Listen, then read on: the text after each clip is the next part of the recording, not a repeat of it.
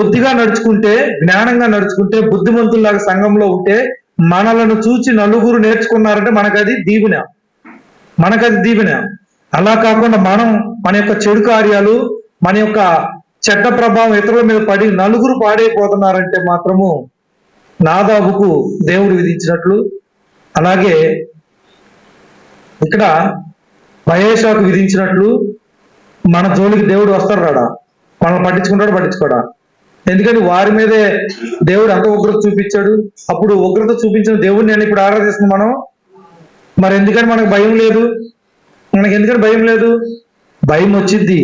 కొంతమందికి దెబ్బ పడ్డ తర్వాత భయం వచ్చింది, కొంతమందికి దెబ్బ పడేంత వరకు ఏ భయం ఉండదు. ఒక దెబ్బ పడితే అప్పుడు భయం వచ్చింది. నాదాబును శిక్షించిన దేవుడే నన్ను ఇప్పుడు శిక్షించాడు, బయేషాను శిక్షించిన దేవుడే నన్ను ఇప్పుడు శిక్షించాడు, యెరోబామును శిక్షించిన దేవుడే నన్ను శిక్షించాడు. దేవుడు ఉనికిని తెలుసుకున్నాక కొంతమంది మారుతారు. కొంతమంది వాక్యం అర్థమైన వెంటనే తన యొక్క లోపాన్ని సరి చేసుకుంటారు. వారు బుద్ధిమంతులు. కొడితేనే మారుతాను, దేవుడు శిక్షిస్తేనే మారుతానంటే వారు బుద్ధిమంతులా? కాదు. దేవుడు ఎప్పుడు కూడా మనల్ని ఎప్పుడు శిక్షించబడాలని కోరుకోడు. ముందుగానే దేవుడు ఏం చేస్తాడు? శిక్షించే ముందు వాక్యం ద్వారా హెచ్చరిస్తాడు. కాబట్టి జీవం గల దేవుని సంఘంలో మనం చేసే ప్రతి పని ఇతరులకు ఏమి నేర్పించే విధంగా ఉండాలి? మాదిరి. ఆ బ్రదర్ లాగా నేను కూడా ఉండాలి, ఆ సిస్టర్ లాగా నేను కూడా ఆసక్తిగా ఉండాలి, ఆ సిస్టర్ ప్రవర్తించినట్టు సంఘంలో నేను కూడా ప్రవర్తించాలి, ఆ బ్రదర్ ప్రవర్తించినట్టు నేను కూడా ప్రవర్తించాలి. అలాగ ఉండాలి. కానీ మనం ఇతరులకు చెడు నేర్పించే విధంగా మన పంచువాలిటీస్ ఉండకూడదు. ఆరాధనలో మనం పాలు పంచుకునే విధానం కూడా ఉండకూడదు. ఇర్రెగ్యులారిటీ అనేది అస్సలు ఉండకూడదు. ఇర్రెగ్యులారిటీ ఉందంటే మీరు నోటితో చెప్పవసరం, ఇండైరెక్ట్గా ఏం చెప్పినట్లు? ఇర్రెగ్యులర్ గా రావచ్చు అని. అంటే మీరు సువార్త పాటిస్తున్నట్ల క్రీస్తు పత్రికలు అలా ఉంటాయా? క్రీస్తు పత్రికలు ఎలా ఉంటాయి? ఇతరుల యొక్క లోపాలు సరిచేసే విధంగా ఉంటుంది. క్రీస్తు యొక్క పత్రికలు అంటే ఎవరు? మనమే. పత్రికలుగా ఉంటే ఇతరుల యొక్క లోపాలు మన ప్రవర్తన ఏం చేస్తుంది? సరిచేస్తుంది. బలహీనులు మరెక్కువగా చెరిపి వేసే విధంగా మన యొక్క ప్రవర్తన ఉండకూడదు. అదొకటి ప్రశ్నించుకోండి. దేవుడు అక్కడ మాట్లాడినప్పుడు మీరు ఒక విషయం గమనించారు లేదో? ఇశ్రాయేలీలు వారును నా ప్రజలు అన్నాడు. గమనించారా? ఇశ్రాయేలును నా ప్రజలను వెళ్ళమని చెప్పి నిన్ను రాజుగా నియమిస్తే నువ్వేం చేసావు? నువ్వు దుర్మార్గంగా పరిపాలించి నువ్వు చేసినట్టు నీచ కార్యాలు నా బిడ్డలు కూడా ప్రవర్తించినట్లు చేసావు. కాబట్టి నేను నిన్ను రాజుగా ఉండనీట్లా తీసేస్తున్నా. అలాగే క్రీస్తు సంఘ సభ్యులు అనేటువంటి దేవుని ప్రజలు, క్రీస్తు శరీరం అనేటువంటి క్రీస్తు యొక్క శరీరం అనేటువంటి ఆయన యొక్క సంఘము, ఆయన యొక్క ప్రజలు తప్పుదోవ పట్టునట్లు, వక్ర మార్గాలు ఎంచుకున్నట్లు, చెడును ఎన్నుకున్నట్లు ఎవరైనా జీవం గల దేవుని సంఘంలో మాదిరి చూపించి అలా ప్రవర్తిస్తే నాదాబును శిక్షించిన దేవుడు మనల్ని శిక్షించడా? మరి ఆ భయం ఉందా? భయం లేకపోతే మంచిది. ఎందుకని? శిక్షించినప్పుడు ఎటు మారతారుగా. శిక్షించినప్పుడు మారరా? ఎందుకోసం మారరు? 24 గంటలు కడుపు నొప్పి వస్తే ఒకసారి మారు మనసు ఊరికినే వచ్చిందే రాదా? జ్వరం ఒక 4 రోజులు పట్టుకొని వదలలేదు అనుకోండి, మారు మనసు వచ్చింది. జ్వరం వచ్చి సన్నగా అయిపోయారు అనుకోండి, అప్పుడు అన్ని వాక్యాలు గుర్తుకొస్తాయి. దేవుడు శిక్షించేంత వరకు కొంతమంది ఎదురు చూస్తారు. కొంతమంది శిక్షించక మునిపే వాక్యం వినిన వెంటనే అమ్మో ఆ శిక్షలు నాకు వద్దు, జీవంగాల దేవుని చేతిలో పట్టడం భయంకరం, నేను దేవుని చేతిలో శిక్షించబడటానికి పడకూడదు, నేను ఇష్టపడను, నేను దేవుడు నన్ను దీవించడానికే చెయ్యెత్తాలి నా మీద, దేవుడు నన్ను మొత్తడానికో శపించడానికో శిక్షించడానికో దేవుడు తన యొక్క కుడి హస్తాన్ని ఎత్తకూడదు, తన దక్షిణ హస్తాన్ని చూపకూడదు అనుకునే వాళ్ళు బుద్ధిమంతులా? ఇప్పుడు వరకు దేవుడు నన్ను ఏం చేసేలే, నా ఇష్టానుసారంగానే ప్రవర్తించాను కదా, ఇప్పుడు వరకు ఏమైనా చేశాడా? ఏం చేయలేదు కాబట్టి ముందు కూడా నా జోలికి రాడు అనుకుంటారు. చూడండి, మన వల్ల ఒక్కరికి హాని జరిగిన దానికి 100 మందికి హాని జరిగిన దానికి తేడా ఉండిద్దా ఉండదా? చాలా తీవ్రంగా తీసుకుంటారు. చాలా తీవ్రంగా తీసుకుంటారు. అది ఇద్దరి మధ్య ఇష్యూ అయితే అది వేరు, ఆ తీవ్రత వేరు. నీ వల్ల 100 మందికి ఎఫెక్ట్ ఉందంటే అది చాలా సీరియస్ గా తీసుకుంటారు. దేవుడు కూడా అంతే. తన ప్రజలైనటువంటి ఇశ్రాయేలు మీద అయోగ్యులైన వారిని దేవుడు మట్టిలో నుంచి పెంట కుప్ప మీద నుంచి తీసి రాజుగా నియమిస్తే వారు ఎటువంటి స్వభావాన్ని చూపించారు? నీచమైన స్వభావాన్ని చూపించి తన ప్రజలను చెడగొట్టారు. ఆ రోజుల్లో దేవుని ప్రజలంటే ఇశ్రాయేలీలు. ఈ రోజుల్లో దేవుని ప్రజలంటే ఎవరు? క్రీస్తులోకి వచ్చినటువంటి క్రీస్తు సంఘ సభ్యులు. మరి నా ప్రజలు అని ఇప్పుడు దేవుడు ఎవరిని అంటున్నాడు? సంఘాన్ని, క్రీస్తు శరీరంలో అవయవాలుగా ఉన్న మనల్ని అంటున్నాడు. మరి మనమందరం అందరి విషయంలో ప్రవర్తించేటప్పుడు జాగ్రత్తగా ఉన్నామా? మనల్ని బట్టి ఎవరైనా ఆత్మీయంగా ఎదగడానికి మన ప్రవర్తన ఉండాలా? ఆత్మీయంగా పడిపోయే విధంగా ఉండాలా? ఆత్మీయంగా ప్రతి ఒక్కరు ఎదుగులాగా మన ప్రవర్తనని సరి చూసుకోవాలి. కొంతమంది ఉంటారు నిద్రపోతారు. ఆరాధన అయిపోయిన తర్వాత నిద్రపోరు. మళ్ళీ ఆరాధన అయిపోయిన తర్వాత నిద్ర వచ్చిందా? అయిపోయిన తర్వాత వారంత యాక్టివ్గా ఇంకెవరు ఉంటారు? జస్ట్ వాక్యం చెప్పేటప్పుడే నిద్రపోతారు. అంత అయిపోయిన తర్వాత చూడండి చాలా యాక్టివ్గా తిరుగుతారు, మాట్లాడతారు, కానీ నిద్రపోతారు ఆరాధనలో. అంటే ఆరాధన చేయరు. ఇప్పుడు ఆ నిద్రపోతున్న వ్యక్తిని ఆ బోధకులు హెచ్చరించలేదనుకో, మనకెందుకు వచ్చిన గొడవ? హెచ్చరిస్తే వాళ్ళు ఫీల్ అవుతారు, మళ్ళీ వచ్చే ఆదివారం రారు. అంటే హెచ్చరించకుండా ఉంటే వస్తారు ఆరాధనకి, హెచ్చరిస్తే మానేస్తారా? సరే, రావటం ఇంపార్టెంటా? పోనీ వచ్చి నిద్రపోవటం ఇంపార్టెంటా? బోధకుడు ఏం చేయాలి? ఖచ్చితంగా హెచ్చరించాలి. హెచ్చరిస్తే అది రిసీవ్ చేసుకునే వాళ్ళే ఉంటారు.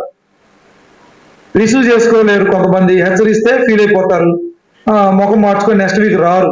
నువ్వు వచ్చి మాత్రం దీవెన పొందుతుంది ఏముంది? వచ్చి మాత్రం ఏమన్నా దీవెనలు పొందుతున్నావా? అక్కడ నష్టపోతుంది ఆ నిద్రపోయే వ్యక్తి ఒక్కళ్ళే కాదు. నిద్ర ఒక అంటురోగం. పక్క వాళ్ళకి కూడా ఏమొచ్చింది? నిద్ర వచ్చింది. అంటే సంఘంలో మిగతా వారికి ఏమి నేర్పిస్తున్నట్లు? నిద్రపోవచ్చు, చూసుకో నేను నిద్రపోతుంటే బోధకుడు అసలు హెచ్చరించట్లేదని. కొంతమందికి డైరెక్ట్ గా హెచ్చరిస్తే ఇష్టమేమో, కొంతమంది అర్థం చేసుకుంటారు. ఇక్కడ ఒక సందర్భం తీసుకొని నిద్రపోవడం మంచిది కాదు, దేవుని యొక్క సంఘంలో చాలా అలర్ట్గా ఉండాలని చెప్తున్నాం అనుకోండి, అది నాకే అనుకోరు. కొంతమంది నాకే అనుకోరు. ఇంకా వారికి ఎలా చెప్పాలి? పేరు పెట్టి ఏది చూపించి నువ్వు ఒకసారి లేమ్మా నేను నీ గురించి చెప్పాను అనాలి. బుద్ధిమంతులైతే ఏం చేస్తారు? తనకు ఆపాదించుకుంటారు, వాక్యాన్ని తనకు ఆపాదించుకొని సరి చేసుకుంటారు. అది జ్ఞానం. అలా కాకుండా వేలు చూపించి నువ్వు ఒకసారి లేమ్మా వెళ్ళి మొహం కడుకొచ్చుకోపు అని చెప్తే బాగుంటుంది అందరిలో. విరిగి నలిగిన మనసుతో వచ్చిన వారికి నిద్ర వచ్చిద్దా?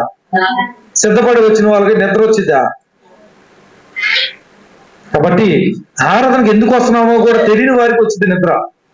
ఆరాధనకు వచ్చేది ఆత్మీయ బలులు అర్పించడానికి, అవి దేవుడు అంగీకరించాలి, దేవునితో సమాధాన పడి వెళ్ళాలి. ఈ ఉద్దేశంతో వచ్చే వారి యొక్క వైఖరి వేరు. విజిటర్స్ ఉంటారు చూడటానికి, జస్ట్ సంఘ సభ్యులు ఎంతమంది వస్తున్నారు, అతను ఎలా చెప్తున్నాడు వాక్యం, లేకపోతే ఇతను పాట ఎలా పాడుతున్నాడు, అసలు అందరూ ఎలా ఉంటారు ఒకసారి చూసిపోదాం అని వస్తారు కొంతమంది. వాళ్ళు చేసేది ఆరాధన కాదు కదా. అలా సంఘ సభ్యులు ఉండకూడదు. జస్ట్ వచ్చి చూసిపోయే వాళ్ళు లాగా అప్పుడప్పుడు కనపడకూడదు. ఏమేంటి ఎలా ఉంటే ఏం చేయట్లేదు దేవుడు. వాళ్ళంటే చెడ్డవారులే, నాదాబులు, యెరొబాము, నాదాబు, మహేష్ అంటే చెడ్డవారు. మనం చెడ్డవాళ్ళం కాదుగా. మనం ఏం చేసినా దేవుని దృష్టిలో చెడు కాదు కదా. మనమంటే ఇష్టం, మనమంటే ప్రేమ. వాళ్ళే ఏందో మరి పాత నిబంధనల వల్ల అంటేనే దేవుడి కోపం. మనమైతే ఎట్లాగైనా ప్రవర్తించవచ్చు, సంఘంలో ఎలాగైనా ఉండొచ్చు. చూసారు ఇప్పుడు వరకు మనం దేవుడు ఏమో చేశాడా? ఏం చేయలే. అందుకే మనకు అసలు భయమే ఉండదు. దేవుడు క్రీస్తును మనకు దానంగా చేసింది. పాత నిబంధనలో ఉన్న నీతి కంటే, శాస్త్రుల పరిశీలన నీతి కంటే అధికంగా మన నీతి ఉండటానికి, బాగా లోబడటానికి దేవుణ్ణి యేసుక్రీస్తు వారు మనకి ప్రత్యక్షపరిచాడు. ఇప్పుడు కూడా పదే లోపాలు చెప్పించుకుంటున్నారంటే ఇటువంటి అవిధేయుల మీద దేవుని ఉగ్రత ఉండిద్దా? ఉండిద్దని చెప్పాడు కూడా. మీరు దశలోనికి రాసిన దేవునికి అవిధేయత చూపించే వారి మీద, సువార్తకు లోబడిన వారి మీద దేవుని యొక్క ఉగ్రత ఉండును అని దశలోనికి రాసిన పత్రికలో ఉందా లేదా? ఇంకంతకంటే ఎవరు చెప్తారు? ఉగ్రత ఉండిద్ది అంటే అర్థం ఏంటి? ఇప్పుడు ఉగ్రత నాదాబు మీదకి వస్తే ఏమయ్యాడు? చనిపోయాడు. యరొబాము మీదకి వస్తే యరొబాము కుటుంబీకులంతా నాశనం అయిపోయారు. బయషా మీదకి వచ్చింది. బయషాను కూడా దేవుడు ఏం చేశాడు? యరొబాము వలె శిక్షిస్తానని అక్కడ ప్రవక్త ద్వారా చెప్పాడు. ఇప్పుడు యేసుక్రీస్తు ద్వారా మాట్లాడుతున్నాడు. ప్రవక్తల కంటే గొప్పవాడా కాదు యేసుక్రీస్తు వారు? ఏమని చెప్పాడు? సువార్తకు అవిధేయత చూపించే వారి మీద దేవుని ఉగ్రత ఉండిద్దని అన్నాడంటే అది నెరవేరుద్దా నెరవేరదా? మరి సువార్తకు అవిధేయత చూపించడం అంటే ఏంటి? లోకంలో ప్రవర్తించినట్లు సంఘంలో కూడా ప్రవర్తించారు అనుకోండి, మీరు సువార్తకు విధేయత అవిధేయత? మరి దేవుడే చెప్తున్నాడు కదా, వారందరి మీద దేవుడు తన ఉగ్రతను కనపరుస్తాడు. ఉగ్రతను కనపరచడం అంటే ఏంటి? మన మీద వర్షం పడిద్దా? అది శిక్ష. అది చల్లటి గాలులు వేస్తాయా? ఉగ్రత అంటే ఏం జరిగింది? మనకి కీడులు వస్తాయి, ముఖం మీద చిరునవ్వు వెళ్ళిపోతుంది, సంతోషాలు వెళ్ళిపోతాయి, శత్రువులు ఏర్పడతారు, నెమ్మది ఉండదు, సంతోషం ఉండదు, అల్లర్లు, గొడవలు అన్ని వచ్చేస్తాయి. ఇక వాటిలోనే కొట్టుకుపోతారు. జీవితం అంతా వాటిలో సరిపోయి. మరి ఇంక ఇవన్నీ ఉంటే మనసాన్ని ఇంకెందుకు ఉంటుంది? నిద్ర రాదు, నిద్ర రాదు. అది దేవుని ఉగ్రత అంటే మీరు అనుకొని ఉంటారు. ఇప్పుడు వరకు దేవుడు నా మీద ఉగ్రత చూపించలేదు అంటే ఆత్మల విలువ దేవునికి బాగా తెలుసు. ఒక్క ఆత్మ నశించిపోవడం ఆయనకి ఇష్టం లేదు. కానీ దేవునికి విసుగు తెప్పిస్తే, మన ప్రవర్తనలో మార్పు రాకపోతే, సడన్ గా దేవుడు తీసుకునేటువంటి నిర్ణయానికి, కోపానికి గురైతే మాత్రము మనం కోల్పోయింది మళ్ళీ వచ్చిద్దా? రాదు. కానీ తర్వాత మారుమనసు పొందుతారనుకో. కొంతమంది కొడితే బాగా చదువుతారు తెలుసా? స్కూల్లో అయినా బాగా కొడితే చదువుతారు, కొంతమంది కొట్టకుండా చదువుతారు, కొంతమందిని ఒక మాట అంటే చాలు దాన్ని మనసులో పెట్టుకొని చదువుతారు, కొంతమందిని కొడితేనే చదువుతారు, వీటి మీద గట్టి కొడితే చదువుతారు. దేవునికి తెలుసు ఎవరిని ఎంత శిక్షించాలో దేవునికి తెలుసు.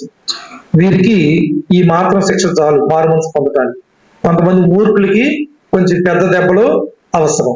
ఈ నాదాబు మారడు, యరొబాము మారడు, ఈ యొక్క బయషా మారడు. దేవునికి తెలుసు వీళ్ళు అసలు భూమి మీద ఉండాల్సిన అవసరం లేదు, వీళ్ళు పెంట లాంటి వాళ్ళు అన్నాడు. అంతే, పెంటలాగా తుడిచేస్తా అన్నాడు, తుడిచేసాడు. వాళ్ళంటే దేవునికి కోపం, మనం అంటే మాత్రం ప్రేమ. ప్రేమే. ఆ ప్రేమను మనం పోగొట్టుకుంటాం.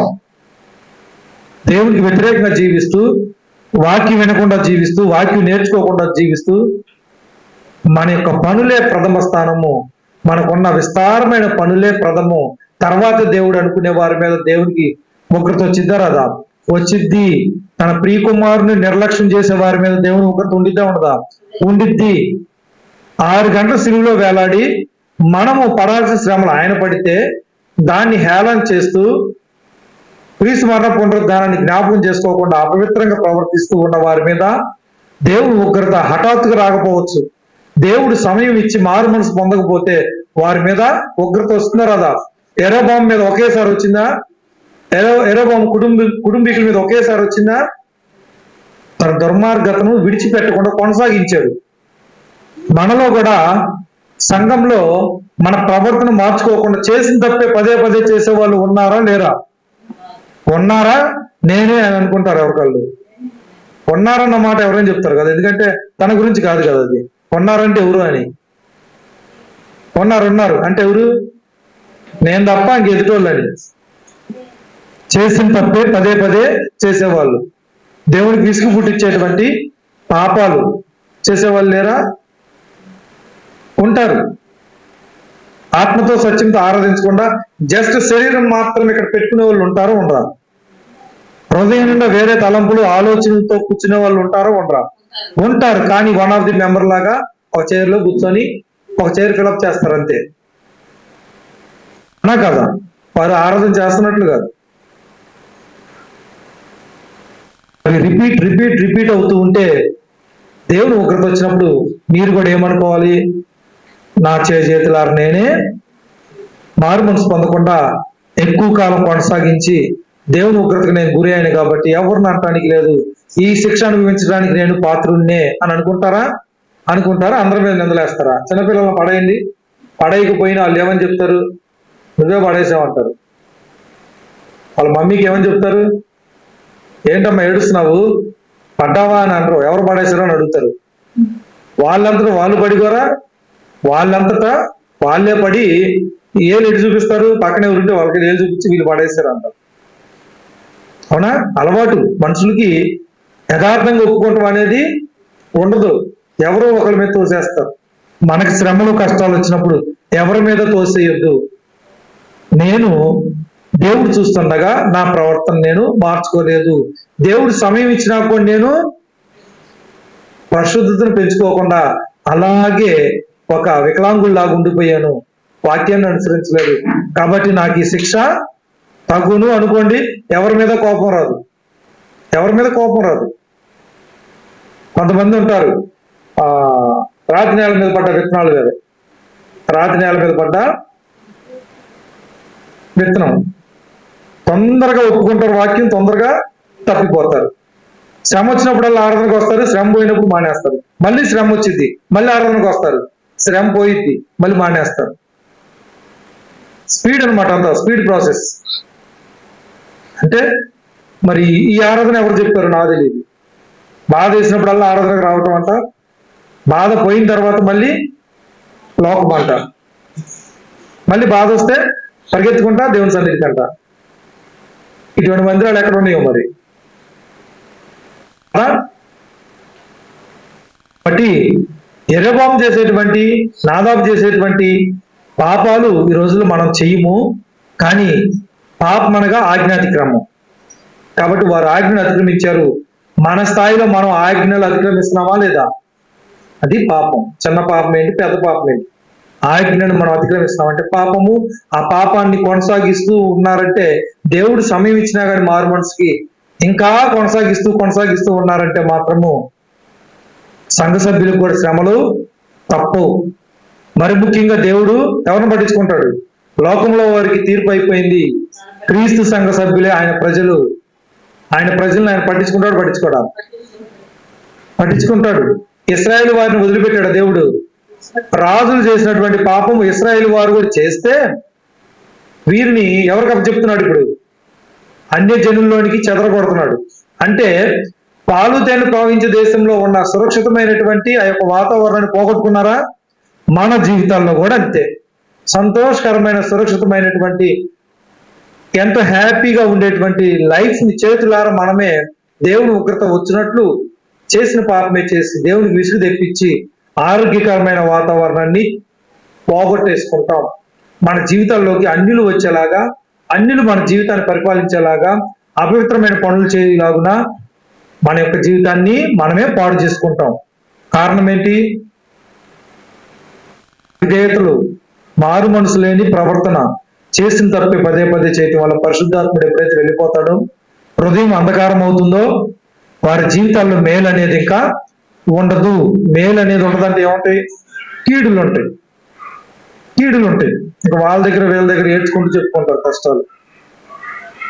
నాకేంటి ఇలా జరిగింది, నాకేంటి ఇలా జరిగింది, నా జీవితం ఏంటి ఇలా దుర్భరమైంది. మనుషులు ఏమైనా సరి చేస్తారా? ఏ మనిషి సరిచేయడు. చెప్పుకుంటామే మన పని, వాళ్ళ దగ్గర వీళ్ళ దగ్గర చెప్పుకుంటామే. దేవుని పాదాలు పట్టుకోండి, దేవుని దగ్గర హృదయాన్ని కుమ్మరించండి.